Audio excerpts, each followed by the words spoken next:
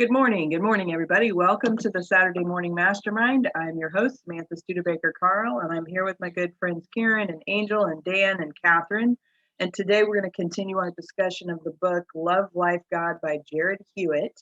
And we are on page 153 in chapter 10. But before we get going with this conversation, I wanted to give my friends an opportunity to introduce themselves. And for those of you who are watching, if you want to comment on the live stream, just let us know that you're out there and you're watching. And if you're watching as a recording on YouTube, we'd love to have you join our group. And you can find us on Facebook by looking for Mindset Mastery Collective, or you can just go to mindsetmasterycollective.com and that'll give you a link. You'll find a link to our Facebook group on our website. So okay, guys, jump out, introduce yourselves, and then we can get the talk going. Hi, I'm Karen Lohoff in Mesa, Arizona. I'm Angel Studebaker down here in South Carolina. Hello, it's Catherine Clement. And Dan Sissick in sunny, hot Las Vegas. Awesome, guys. I love having people from all over the country. And, at some point, I'm thinking that we've even had people from different parts of the world, which has been interesting and fun to talk to other people from different parts of our universe. That would be really interesting if we could have somebody from outside this world talk to us, right? Catherine was just talking about something like that the other day, and I watched a little blip of a video. I'm kind of excited. So, okay, anyway. Let me get back on track. Chapter 10 of Love, Life, God. Catherine and Karen are going to go ahead and read the different parts, and then we can talk about what they're reading. So at any point, if you have a thought that comes up while they're reading, you can just jump out or unmute yourself and jump out. Let us know what your thoughts are. Go ahead, guys. So the me doing the thinking is source. Yes, but in your individualized state, we'll use the metaphor of channels. Judgment can cause the closing or circumventing of certain thought channels. It can cause feelings to not truly be developed or discovered. Most people think into a feeling or feel into a thought. In other words, you have a feeling and you put words and emotions to it, or you have a thought, but you get a feeling about it. You give it power with your emotions. What we would ask that all consciousness do is to feel into the feeling and discover if it is truly a feeling or a thought. If you wish to experience Source as pure love, get rid of all your thoughts about pure love and feel into it. Go as far as you can go, and then look to see what thoughts are present. Remove the thoughts and feel some more. Eventually, you will feel good, and the only thought that will come is, I feel good. The thoughts and feelings will align in love, and oh, what a powerful creator you are when that happens. It is the nature of man to be happy.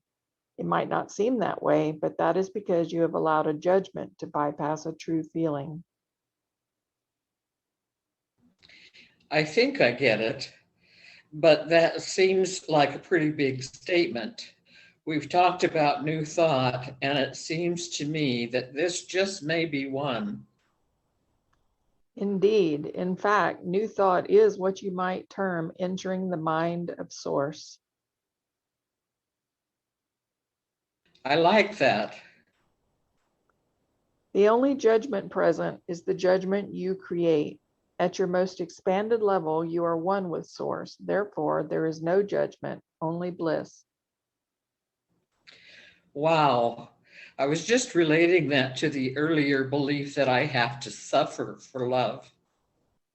Yes, so you see, if the consciousness as a whole is vibrating with the belief that it must suffer or sacrifice to be loved, or it must earn love, you could see where it might have a hard time trusting Source and trusting love.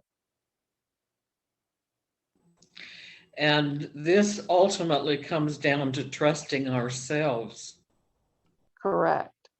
So on behalf of all consciousness, I am self-love. you see, before the drama gave you an out. It kept you safe from having to move into trust and love because the consistently held belief was that love was not safe. Now you are free to choose, and as you begin to trust and watch the unfolding of your own creation, you will begin to notice Source constantly speaking to you. Through synchronicity. Yes, you would see it as that. In fact, you are really seeing your thoughts mirrored back to you from your physical creation. As your inner being unfolds, you will notice your outer expression mirroring back to you your own thoughts. This is how creation always works. But synchronicity is a word you have given to explain what happens when you consciously experience your creation at play. Well, can you give me an example of something that most people would call synchronistic? Sure, you may be experiencing a situation in your life, say with regards to a relationship, that you would like to change. You ask Source to help you find a solution.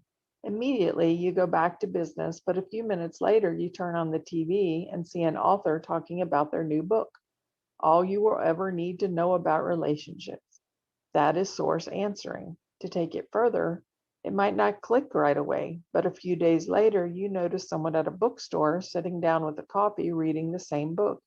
You think, oh, that's the book I just saw on TV. Maybe I should buy it. This process is always occurring.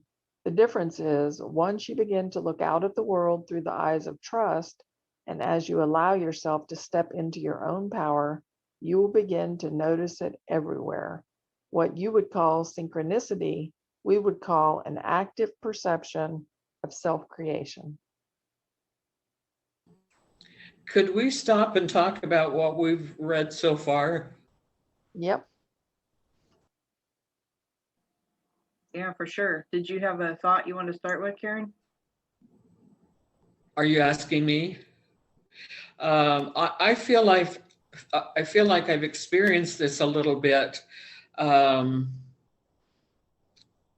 Like 2 or 3 times in a small way, and been cognizant of what it's talking about here.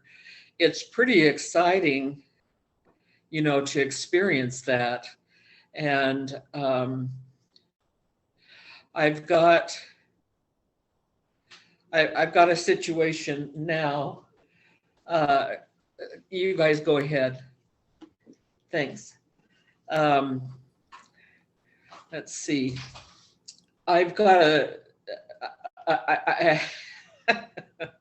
I have a divorce that I would really like to accomplish. I have not accomplished it for years because I wanted him to do that, and of course to do the money and to do the mess and all that kind of stuff. But I'm aware that I probably will have to make a connection with him at some point. I'm not eager to do that. And so the reason I'm mentioning it is I'm hoping with all of us on this, what we're talking about, the experiences that we've had and so forth, I can generate something that I've been reluctant to generate. I'll leave it at that for the moment. I was going to jump out and say back to when we were reading at the beginning where it says, so the me doing the thinking and Source, and then we get into the thinking, the part where it says most people think into a feeling or feel into a thought. And in other words, you have a feeling and you put words and emotions to it, or you have a thought, but you get a feeling about it. You give it power with your emotions. I think I've experienced this, quite a few times myself, where I've had feelings that have come over me. They've just come over me, and nothing's really, well, something's triggered them. It's something I've seen or something. But rather than squashing it, or, the times when I've been able to do it, rather than squashing it and just trying to move on and focus on what I'm doing, while I'm in that moment with whatever I'm doing, I've kind of let it go and just let those feelings take me wherever it takes me. And the, when I've done that, even though a lot of times it's been sad feelings, but once I've come out of that kind of moment, I feel better. I tend to feel, like I experience that moment more than I would say, like other times if I was in the moment, so to speak. If you can kind of understand I'm more focused on the idea itself, or rather than focusing on the outcome or how I want it to play out or something, and just experiencing and feeling that feeling and letting it wash over me, or feel me the way I need it to feel, and then I move on. But a lot of times it seems like I feel better after I've allowed that, rather than just. So I think, maybe that's a way of, in my head, of where I feel I've come closest maybe to that full self-love, in a sense, where I just don't put boundaries on any sides of it, and I kind of just let it work its way through, and whatever feelings, whatever thoughts come in those moments in time, just let it play out. So I think that's what I'm getting out of this, and how I think I've kind of connected in that sense.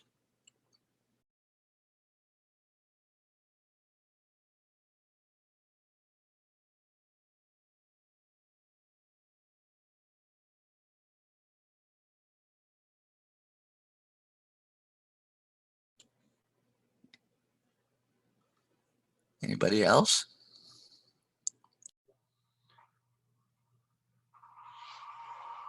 Hey, I'll jump out real quick. Good morning, everybody. I thought that was really good, Dan.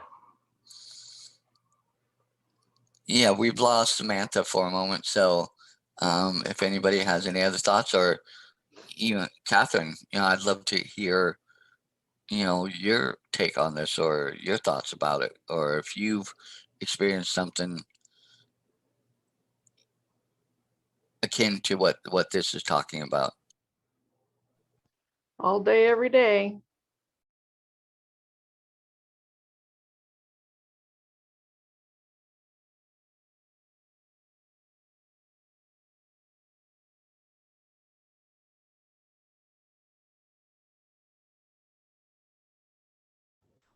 What that says to me is that the better we become at recognizing what's going on, uh,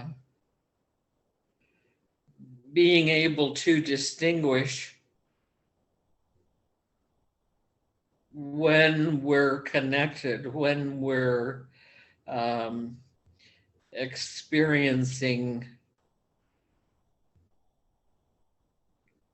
I guess, a channel that's more, I don't know if I dare say in line with source, um, the more we'll experience that. But I think for me, if I'm just paying attention, if I just notice, I have that happen more all day, every day. It's not at all to that quantity, but closer. I think I get what you're saying. Like, for me, the times going back to paying attention in those moments and feeling the difference in the vibration, and then, because there is a difference, and somehow for me it always seems like I come out feeling better, and I always feel more, um even like compared to like this week I felt so disjointed with everything I'm doing, because of so many things pulling on me all at once for helping this person, helping that person, doing this, doing that. But I haven't had any time for me, let's say. And so I'm feeling really kind of just scattered. And I think, when I pay attention and get back into that, I don't want to necessarily say alignment, but into that same vibrational pattern that's closer to God, source, the universe, whatever, however, I just end up feeling better and feeling more connected and more like I'm able to pay attention to those moments rather than letting everything out here in the world take center stage and pull me away from that.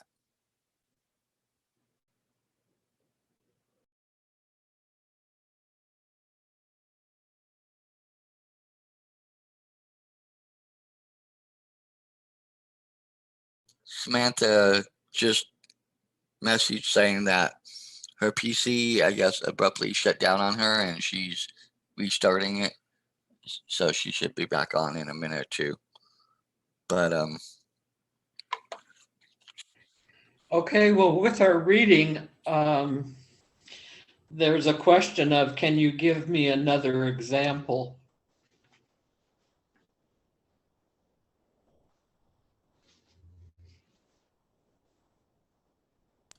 are you talking about the synchronicity or? Right, at the top of page 156, Catherine, there's 3 more examples.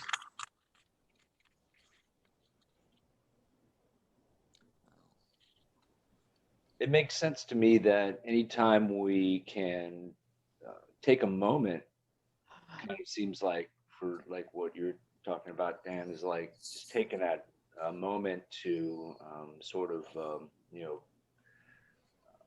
talk to yourself and get back to source, and ask yourself or remind yourself what it is it's underlying what you're doing and what your purpose in that and your actions are, and what it means to you, and kind of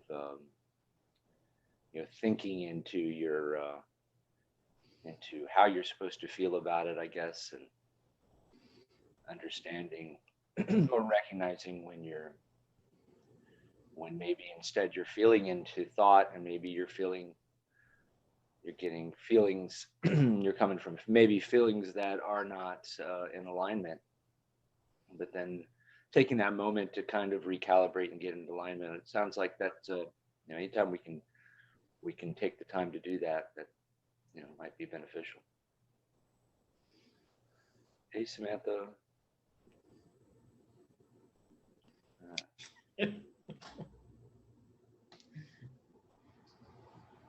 Hey, sorry about that. Computer problem.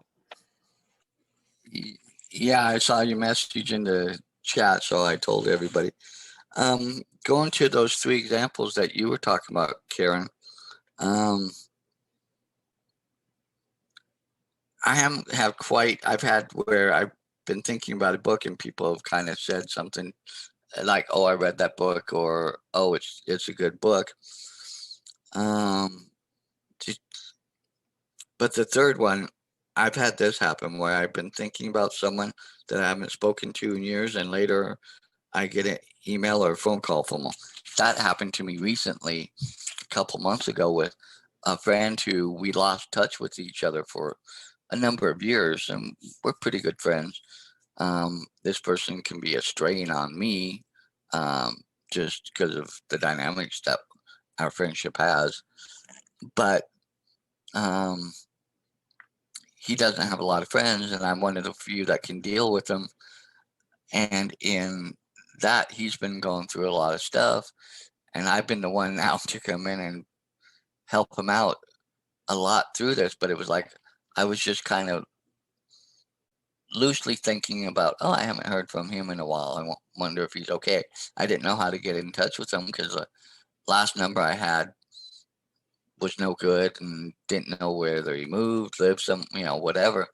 But somehow he got a hold of my number, which hasn't changed in like the last 15, 16, 20 years, and finally, connected with me. And we've been connecting, and I've been helping him out, do some stuff for accounting and stuff like that. So it's weird how, just kind of in brief passing, just wondering about what's going on and what he's been up to, it kind of ended up happening. And it was just odd and weird, the timing of how that worked out. So, I mean, I've had those moments here and there.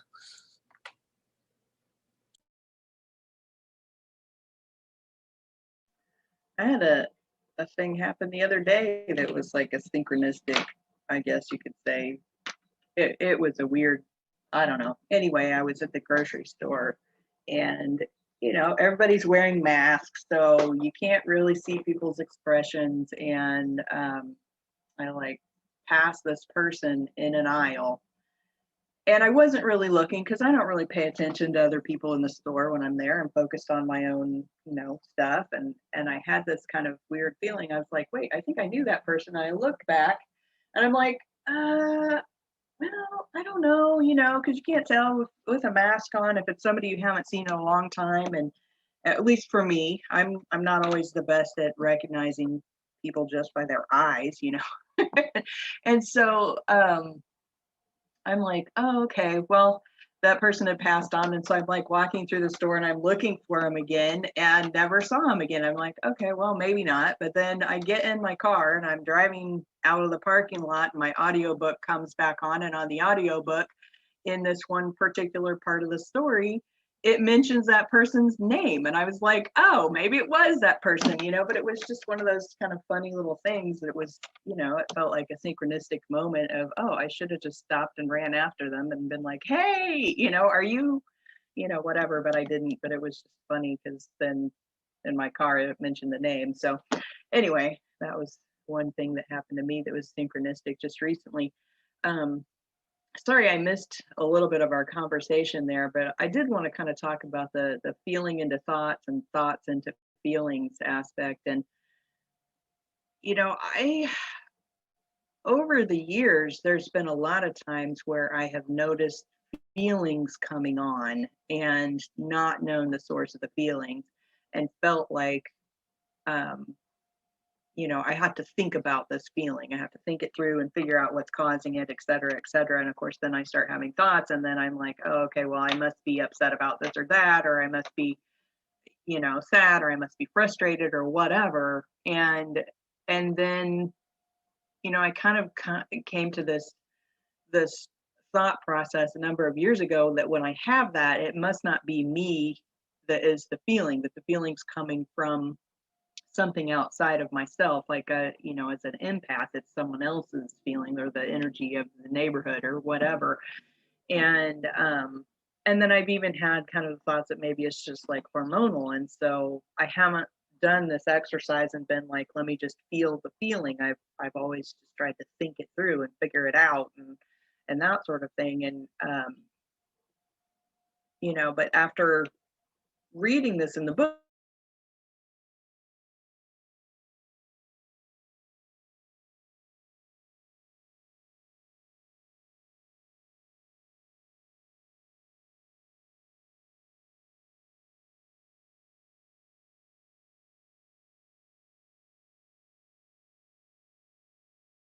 and it's just it doesn't have the same.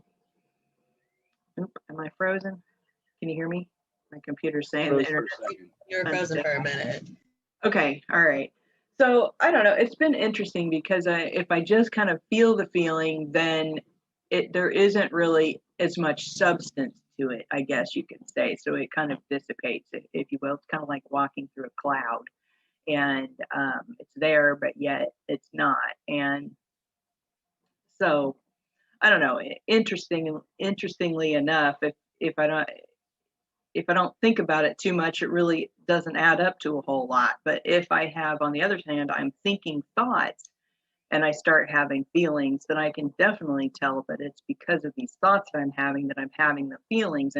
And I get kind of sometimes stuck in this spiral where I think a thought, feel a feeling, think a thought, feel a feeling, and it just keeps spiraling and spiraling. Like Catherine was talking about last week about the wheels on the bus, you know, it just keeps going round and round. And I can see how I spiral into, you know, worsening the feeling if it's something negative, but I can also see how I can spiral upwards when I'm thinking positive things too, or I can make myself feel better. But I have trouble getting myself out of negative feelings sometimes. You know, it's easy to get myself out of a positive feeling if I think something negative, but you know, it feels like it feels like it's harder to get out of the negative feelings and get back into a positive one without like a big major, I don't know, change of activity or something, you know, like get up, jump up and down. I don't know, ride my exercise bicycle, go outside. I don't even know. Sometimes I just can't even motivate myself to do that when I'm spiraling down. But anyway, that's my thoughts for now.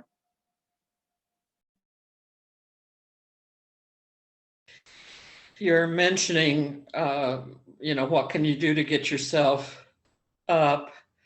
I realized today, or this week, I mean, that one of the things that I can do is, and I don't, I don't want to make light of this, but watching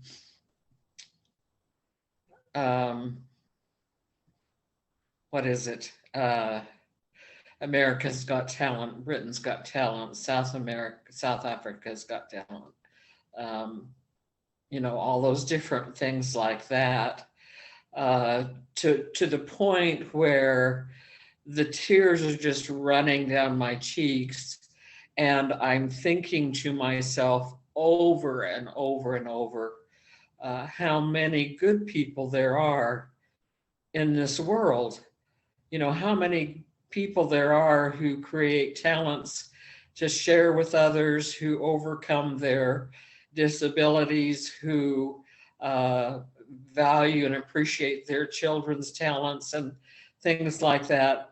That can really make me feel better, and I've appreciated that because I had really gotten myself into some things which were, you know, tended to be more likely to be negative.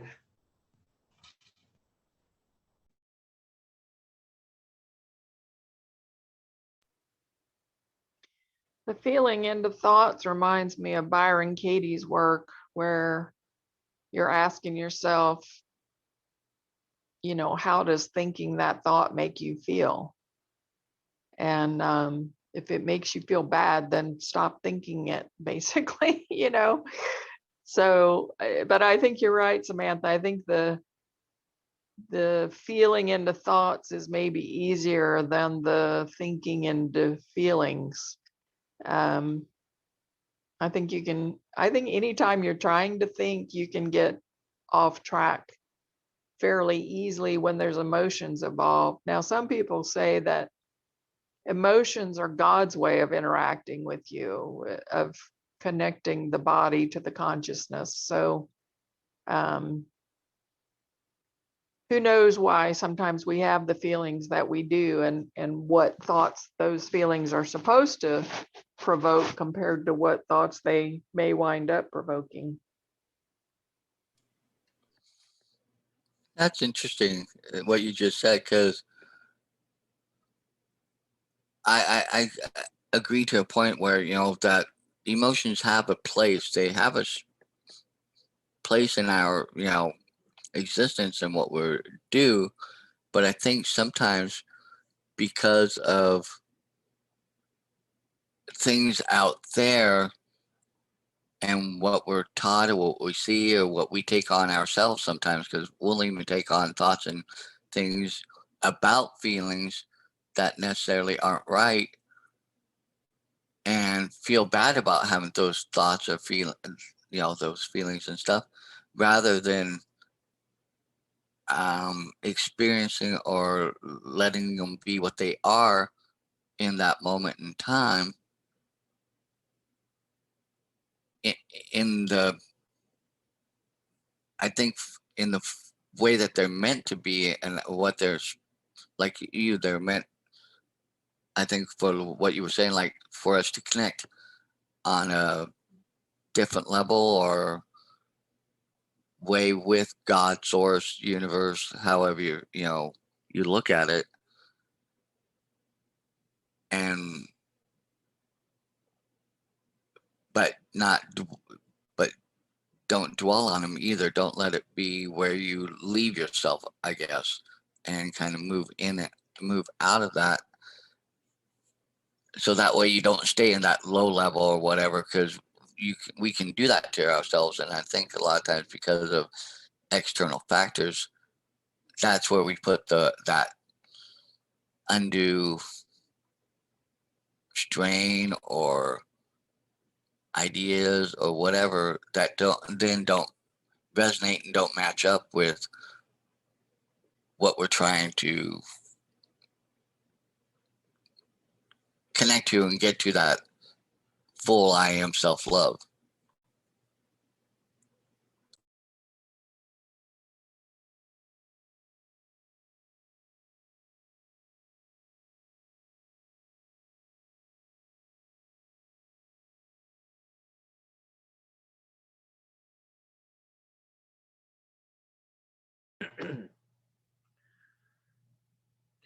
Is that do you think, Catherine, that it's a necessity that we get to that state of mind to where we are in self-love for us to manifest these things, so to speak, or can it just sort of happen through continuous thoughts, just feeling into a thought or thinking into a feeling?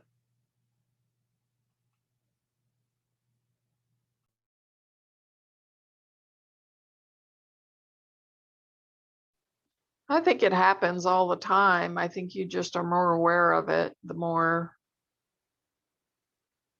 in tune you get, for lack of a better word. I think people are constantly manifesting, whether they realize it or not. And most often they're manifesting things that they don't want rather than things that they do, because they don't understand that they're manifesting. And then I think once you kind of get the gist of that and you recognize that you're manifesting and you're paying closer attention to figure out what you're manifesting and why you're manifesting that, that's when you that's when you start noticing all the synchronicities, and the communication back and forth between you and God. That's always been happening. You just either weren't aware of it or didn't interpret it as such. And of course, that in itself is open to interpretation as to what that is. So it's a deep, dark rabbit hole that you never come out of, basically. And it just gets weirder the further you get in, and it just I mean, it certainly makes you more. The experiences that I've had, nobody could ever tell me that I didn't have those experiences, so you get solidified in your belief of it. At the same time, you also understand that even though you are completely and totally committed to believing it because you experienced it, you still have no answer as to why it's like that or how it works necessarily. You still don't figure out who God is, which is probably everybody's biggest question. And so it really is like, the more you learn, the more you understand you don't know, because there just are no answers other than thoughts and ideas that people write in a book, ideas and thoughts that have been written in spiritual texts, and sometimes written just from a free state of consciousness, and other times as in being channeled, like you don't even know that you wrote it. It just all of a sudden shows up on your paper in the morning. But sometimes books like that are created with specific intentions in mind to control populations or push certain morals or ethics or whatever that, for whatever reason, that person feels is the end all be all that everybody should go by, even though we all realize that everybody around the world is different and every culture is different, and there's lots of beliefs, and just because one person has one belief doesn't make somebody else's belief untrue. So it really does become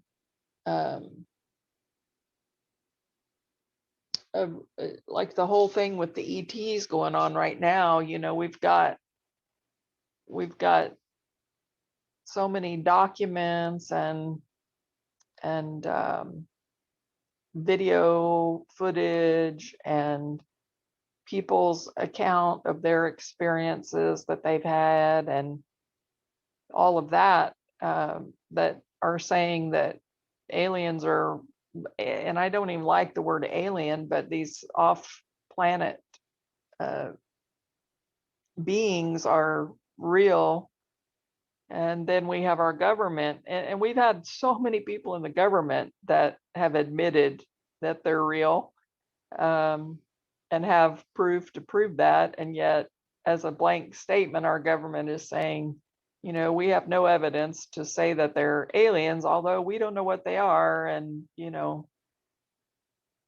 things that we've collected are made of materials that are not from this planet. So I guess the best thing they can say is that they're not from this planet, but they're not going to say that they're aliens. So there's a huge, and then there's people like Dr. Phil, that if you believe in aliens or ghosts or mediums or any of that, you're just crazy and need to go to one of his fancy psych hotels. So, there's a lot of different thoughts and experiences on this planet, and I don't doubt for a minute that, and I'm not trying to pick on Dr. Phil, but I'm just saying, I don't doubt for a minute that there are people on this planet who have never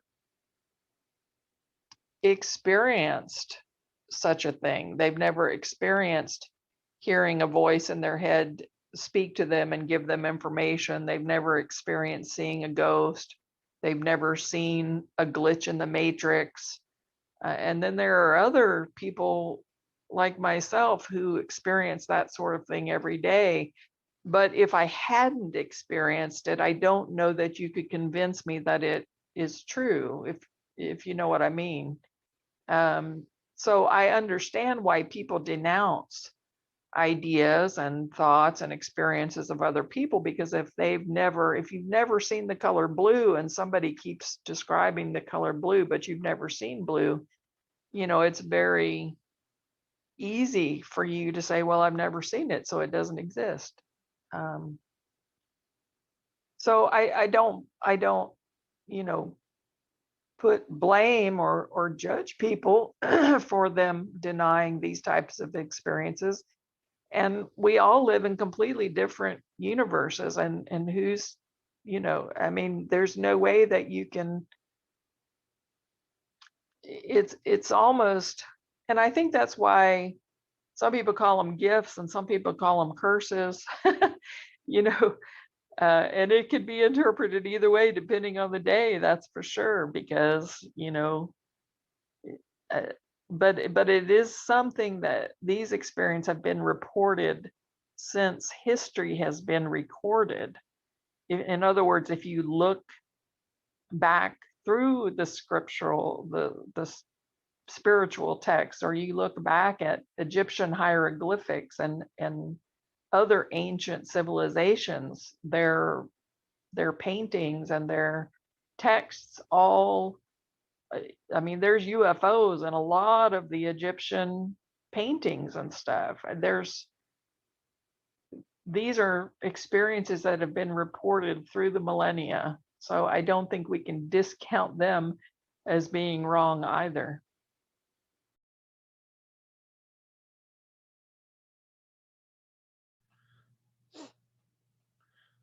What's interesting to me about this, about the idea of manifesting these things through our thoughts, and or being more open and aware of them, or whatever, however you want to take a look at it, is that, like you mentioned earlier, it seems that we sometimes are better at attracting the things that we don't want. And the idea that a couple of us touched on earlier about it being easier to perhaps think into a feeling, or perhaps feel into a thought. And I was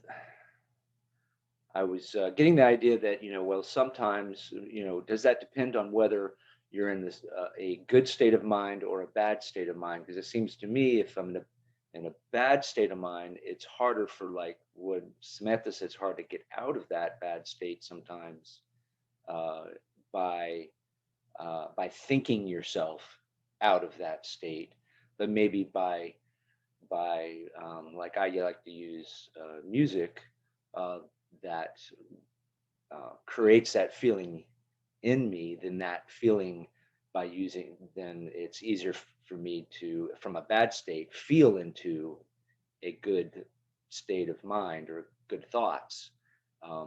But it takes that initial, that catalyst.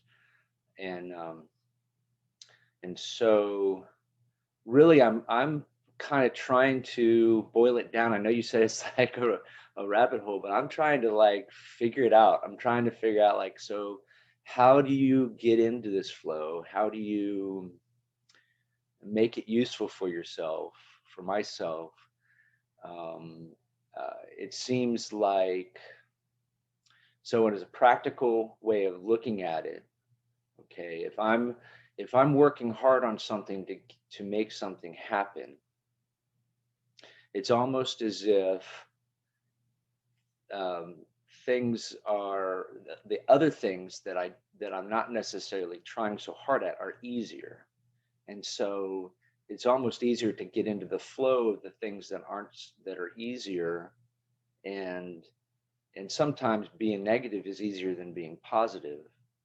And so how do we flip the script on that and start making it easier to attract the things that we want, even when we were trying so hard to get them, trying so hard to prepare for them, that sometimes we want to just kind of let it go and go do something else. What do you guys think? Well, I was going to say, bounce off of both what Catherine and you just said, that just last week earlier, I mentioned that I kind of just have really felt disconnected and, out of place. And I haven't really had those moments where, and I've said this before, I like to listen to music, and it kind of helps ground me and get me back to where I feel more connected and at a higher, more peaceful level. And I think it's where I connect better, more with source, and everything like that. And this week, well, about the last week and a half, I really haven't been able to do that a lot. And I feel like I just have attracted so much of the stuff I have not wanted to attract. And it's like, and the more I think about that I don't want this, it seems like it keeps coming. And I'm like, no, this is not what I'm really, but at the same point, have I really taken the steps? And even though I may be tired, or even though I may be worn out, have I stopped even just to forcibly sit myself down and say, no, I'm going to take this little bit of time to just go back to myself and reconnect and take that time for me to, like for a better word, rejuvenate and kind of get back connected with the way I look at with God and what kind of centers me. And if I'm honest, I really haven't. I've kind of just stayed in that negative flow. So I think sometimes we get caught up in things that are going on around us. And going back to like Karen said, or Catherine said, if you're having a bad thought, stop having that bad thought. Well, if I'm having, those bad moments, stop being in that moment. But that's easier said than done sometimes. And so that's the other part I'm trying to still work on and get to where when I'm in those moments to help minimize them, because at that point it's already happening. How do I minimize it and change it to get back to? And I think that's part of what even this is in a roundabout way saying, in this chapter, and look for those synchronistic moments where you can maybe flip that switch.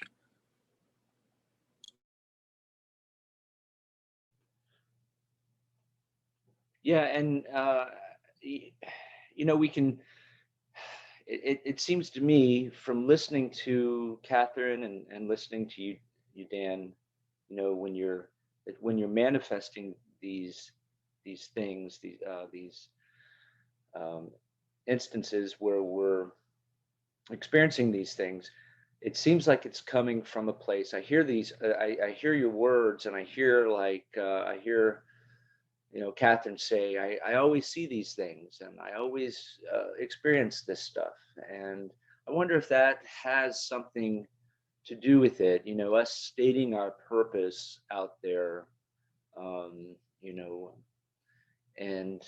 if we're, because some of us might be saying, hey, I'm always, I'm always messing something up, or I'm always doing, whatever, but it might be kind of a negative thought instead of purposely and from source stating our purpose in a way that it's always that we're already in such that we're already actualizing it, rather than it's something we want, but hey, this is the way it is. This is I'm always successful in the things I do. How often do we say that, or put it that way? It'd be good to get caught in that sort of a loop rather than the opposite. I'm reminded of I don't know what you want to call it. It's basically, if you want to get a job done, you got to sharpen your tools first. But so much of the time we just keep chopping away. I don't know, you guys probably heard that that story of the lumberjack or whatever, and the one lumberjack that sharpens his tool gets everything done better and faster, and the one that never sharpens his tool and he just keeps chopping away, just keep wearing himself out, never gets much done. And the reason I bring that up is that I feel like for me, I know what I need to do, and what I need for me personally, I need to get in nature more, and I need to get back to meditating more regularly, because when I do those things, everything else is easier. Getting out of my negative thoughts is easier. Staying in a positive mindset is easier. Getting things done and not being frustrated with things that happen is easier. And yet, like my diet, it's like I struggle with migraines. That's my biggest thing right now in my life is migraines. And I know that it's my diet, and I know what to do, but yet I'll do it for a while and then I fall off the wagon. I'm eating the crap that I shouldn't be eating again. And so it's like I know what I need to do, and yet for whatever weird ass reason, this humanness about me, I always keep doing what I'm not supposed to do. Or I don't know, not supposed to, that's a judgment too, and I don't want to just be judgy of myself because that doesn't help either. But I feel like, just like what Dan was talking about, listening to the music and taking time for himself, it's like I know these things that I need to do that will help me go in the direction I want to go. And I do them sometimes, but I am not consistent with them. And that is what I struggle with more than anything else, is that I know what I need to do in order to feel the way I want to feel. And yet, when I'm stuck in this downward spiral, I just won't do it, even though I'm like, oh, I should go sit outside and just listen to the wind. And yet I'll sit in here on the couch and I'll just be grumpy, and so I don't know what the answer is, because it, I don't know a few years ago when I was meditating regularly, everything just seemed to flow more easily, and my emotions were more stable. And then I come into this part of my life right now where things are more chaotic and it's harder to take time for myself, and I'm not making an effort to take as much time for myself. I'm just kind of like doing what needs to get done, and so then emotionally I struggle more. And I feel like we all kind of go through these things, that we have these roller coasters in life where things are easier at some times and they're more difficult at other times. And I try not to be too judgy of myself of what I'm doing that I shouldn't do. And yet at the same time, when I'm spiraling down, that's all I want to do is be judgy of myself. So yeah, I don't know. I don't know. We're human, and I have to just keep going back to that. Be like, okay, I'm just a human. I'm expecting so much from myself, and I just need to relax and quit being so, you know, hard on myself, if you will. And just trying to take every day as its own experience, and yet then at the same time I get spiraling into these thoughts of, oh shit, what's going to happen in the future? I need to pay attention to this. I need to worry about that. And yet I know that if I don't think about that stuff and I focus on just what I'm feeling right here in the now, I don't have to feel worry. I don't have to feel frustration. I don't have to, all of those things. I can just experience this peace in the now right now if I want to. But yeah, I keep taking myself into the roller coaster of emotions. So who knows what is the answer? I guess just the fact that we're talking about it and that we can discuss it and we can and think about it, and we recognize that we're doing these things to ourselves, that I guess that makes it so that we are, I don't know, I don't want to say, yeah, I don't know. It's not that we're better than somebody who isn't doing that, because that's not accurate. I, I guess we're at least trying to do something to help ourselves versus not helping ourselves, and that's a benefit to us.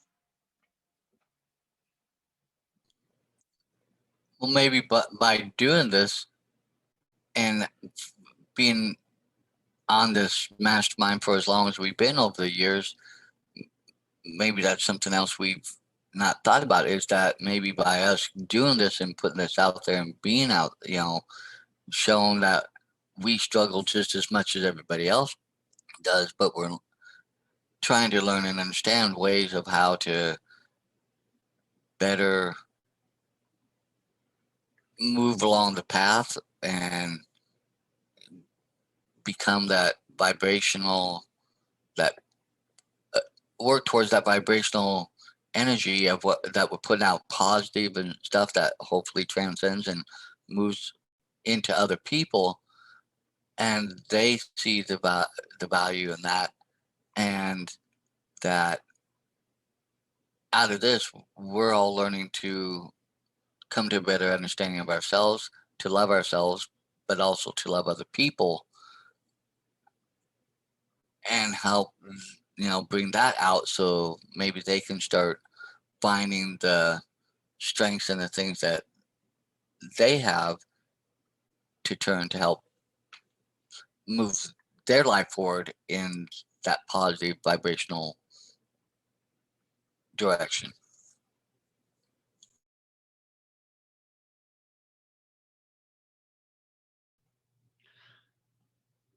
Yeah, Dan, I think that's really kind of a great understanding too, to kind of, I think from, I gather from what you're saying, like, what do we want to get out of it? I see, um, we're all successful to, in degree to, and I think it's just the what we want. How do we want to experience that success?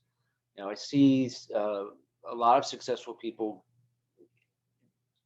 they're successful, but then they attract so much drama and so much turmoil in their life, and they go off the rails, and maybe they're good at pulling themselves back on, perhaps, but then it's constantly like that, and they seem to just accept that that's the way it is. But then they have heart attacks early in their life, and they have all these complications and stuff. But they're you know we're kind of indoctrinated into thinking that that's just the way life is. I think we're, in a way, we're looking for, we believe that there's a better way of doing it, and a better way of being kind of in the flow with what can be, and just understanding that there's a different way, and it's a better but kind of different way if you want to um, work at it, uh, kind of find that way to do that, but also in doing that, maybe becoming a better, becoming the type of person that does what you're saying, being able to kind of be that light in the world, and be that source of positivity, because we're not caught up in all the drama and the turmoil, that because we're able to navigate those waters a little bit better.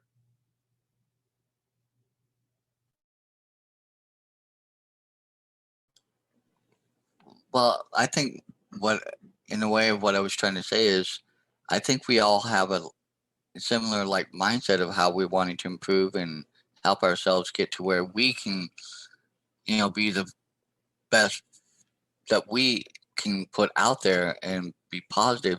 But, and maybe by having this group, we're also working towards that, collectively trying to help other people understand and learn about, because I know how we all really care about each other, and there's something in this group that we all feel it and sense it. And I know when I'm done getting off of this, every Saturday, I always feel better.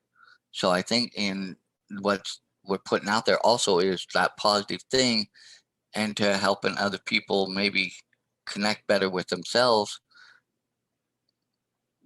and help them see and show them that you're not just by yourself either. There are people that are willing to, you know, discuss like we do, and how I think we're very frank and honest and open, but we don't judge either. We let it be what it is. And I think there are people that are looking for those type of things too, where, you know, but they don't know they're looking for it until they come across it sometimes. And then they start, and we might be part of that catalyst to help put them on a path for whatever their discovery is supposed to be, and learning how to, like we're still learning, to not attract the negative, stay more in the positive. But like Samantha says, we go through that roller coaster up and down, and, so it definitely shows that we still haven't mastered it, but we're learning. I think we're learning to be better about not judging ourselves, even though we still judge ourselves a lot. And I think I think there's something here with, what we try to put out and share, that it helps all of us, but I really think it helps people out there that are looking for what I think in a lot of ways what we were looking for.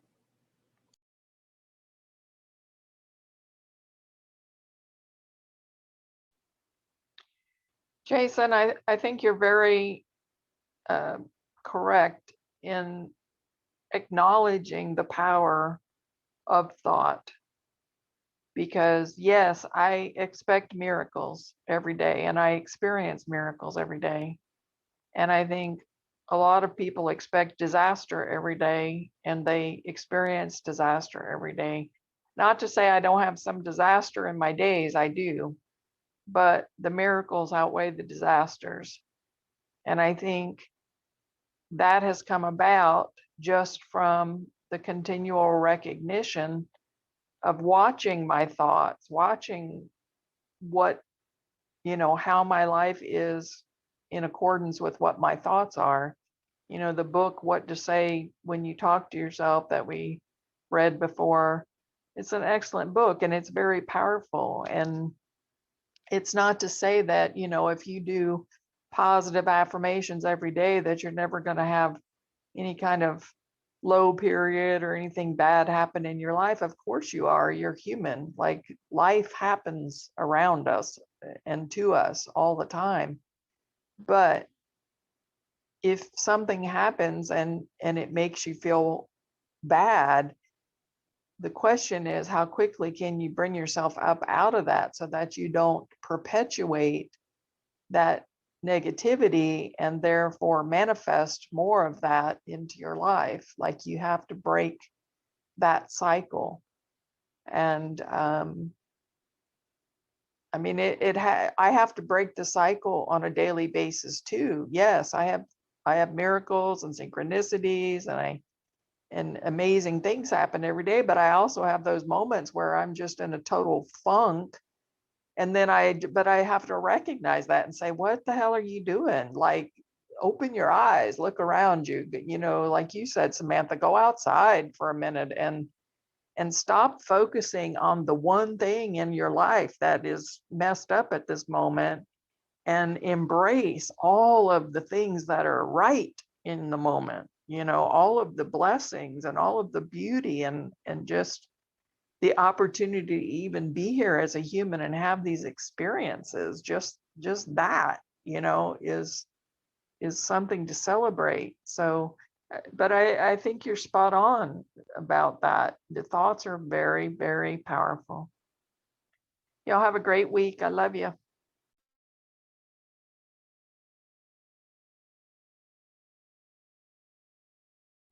You too, Catherine. You too. And I think there was that post that something about don't let the thought of one bad day ruin the rest of your week or something like that. That's really good. Wow. Thank you for that. Appreciate it. And everybody have a great week.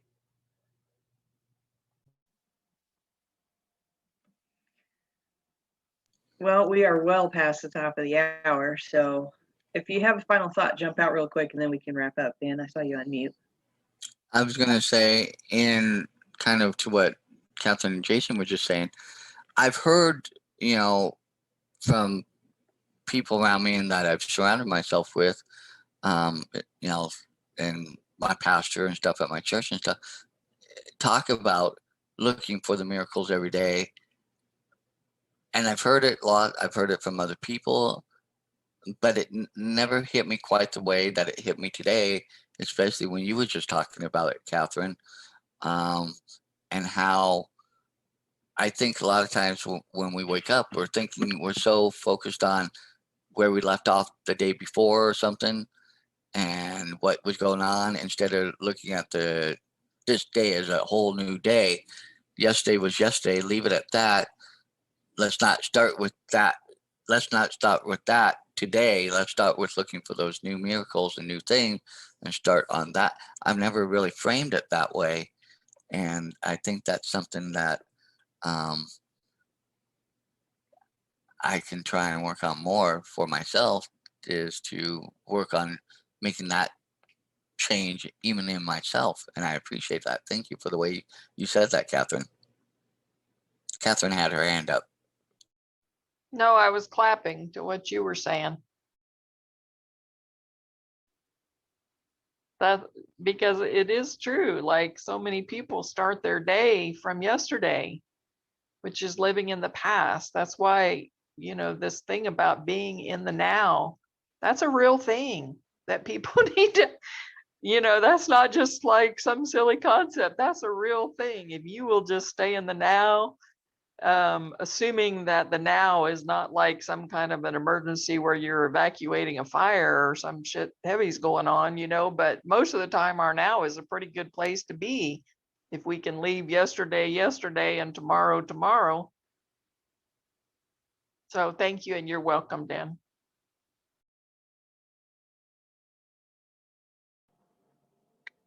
For sure.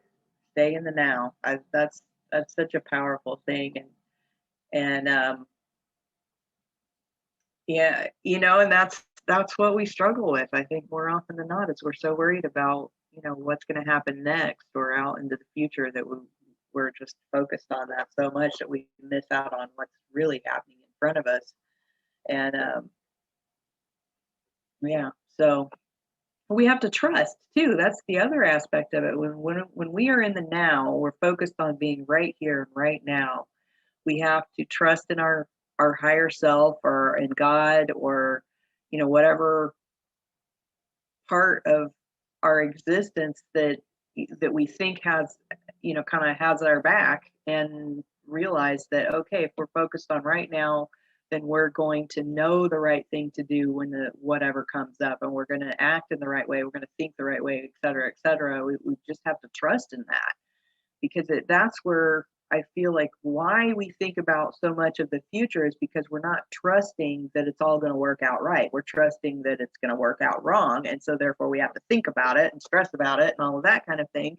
And that's the part where, for me, it's like, let me spend time in nature. Let me spend time in meditation, because when I'm in those places, I know I'm in the now, and I know that I am trusting my higher self to make the right decision in the right moment in order for the future to work itself out. And I also have to think about all the, I think about all the things that have happened to us in the past, and we were still okay through all of it. We survived. We always had food. We always had a roof over our head. Yeah, some of it was a roller coaster, and there was a lot of things going on, and maybe it wasn't exactly what I wanted, but I was still okay, and that's what I have to keep telling myself, is that you're going to be okay no matter what happens. And we have to just trust and quit worrying about what might happen, and appreciate what's going on right now in this moment, in this existence. And when I can do that, then I'm at peace. So, and that's what I ultimately want, right? I want to be happy and I want to be at peace. And when I'm worried about the future, I'm neither one of those things. And when I'm frustrated about the past, I'm neither one of those things. And ultimately, what I want is peace and happiness. And I can have that right here in this moment if I just allow it. So that's what I work on doing, all the time. Especially when I start spiraling with my emotions, is I just got to really work on, what am I feeling right now in this moment, and focus on feeling happiness and peace. So that's all I have to say this week, guys. Anybody else have a final thought before we wrap up? I had a final thought on that. I know I have to not constantly, but regularly remind Tyler sometimes, because he'll get stuck in that kind of thought of worrying about the future, especially with money and stuff like that, paying bills and things like that, and I have to constantly be like, stop. Is there anything in this moment that you can do to fix it? Like right now, can you do anything right now to fix that right now? No. Okay, then why are you worried about it? If we can't fix this right now, then what's the point in worrying about it? It will work out. It always works out. Tomorrow's a new day. You go to work tomorrow. That's doing something to fix the problem. But as of right now, in this moment, is there anything that you can do to fix it? And I always try to ask him that question. If he never has an answer, then it's like, why are you worried then? What's the point in worrying about it if we can't fix it right now? Yeah, still worry about it, but don't obsess about it. You know, it's still there, but I mean, there's no point in obsessing about it, especially if we can't do anything right now. You know, we're going to do something about it, yes, but in this moment, is there anything that I can do? No. You know, so it's like, then why ruin this happy moment with a thought that we can't even fix right now? You know, we know that it's going to get fixed here soon. We know that the fixing is going to happen, but we can't do it right now. You know, at least that's how I've kind of always thought about it. You know, it's like, what's the point? If I can't do anything about it, then why am I going to super like stress myself out about this? Why are we going to worry about something that's in the future? We're not there yet, you know. And he always has this saying. He's just like, well, the terrorists always make it. He's like, everything always works out for us. You know, but he still gets caught in these spirals of like, oh no, the world is horrible. Nothing's going to work out for me ever. And I'm like, well,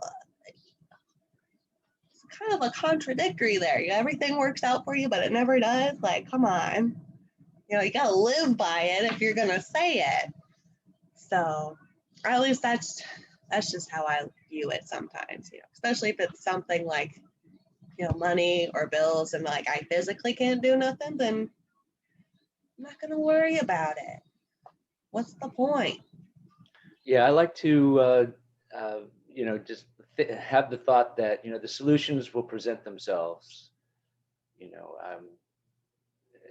at the right time. So I think there's a need for us, an inherent need in each of us to be working on the solutions, and sometimes it's maybe not the right timing for those solutions yet, or like you said, there doesn't seem like there's anything we can do now, but at least I can be open to the solutions presenting themselves, and so that I can recognize them when they are there, you know. So